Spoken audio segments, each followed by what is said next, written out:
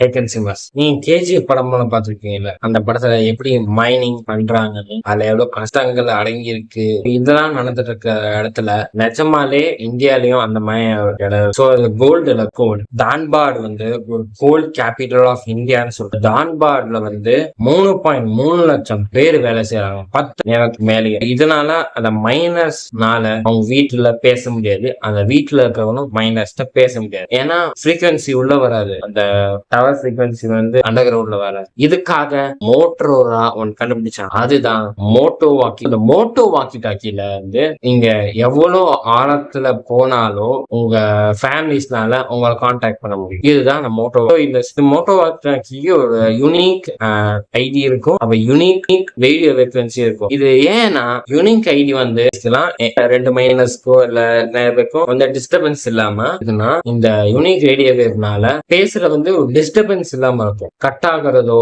இல்ல எறையறதோ இல்ல பாதியில கேட்காம போறதோ இந்த செல்போன்ஸ் எல்லாம் நடக்கும். ஸோ அந்த மாதிரி இருக்காதுன்னு மோட்டோரோலா சொல்றாங்க.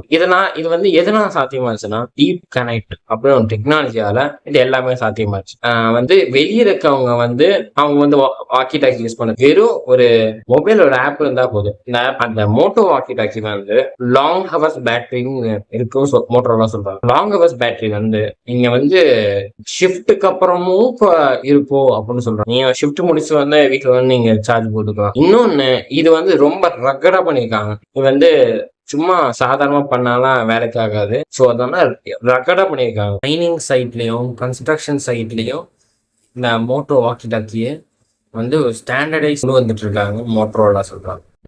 இன்னொன்னு என்னன்னா இந்த மோட்டோ வாக்கி டாக்கியில மைனிங்குள்ளேயே எங்க ஏதாவது வந்து டிசாஸ்டர்ஸ் நடந்துச்சுன்னா, சப்போஸ் ஒரு மைனர் வந்து டிசாஸ்டர்னால வேற ஏதோ கீழே போயிட்டாரு இல்ல வேற ஏதோ சிக்கிக்கிட்டாருன்னா மோட்டோட வாக்கி டாக்கியை வச்சு அவர் பேசிக்கிறாரு.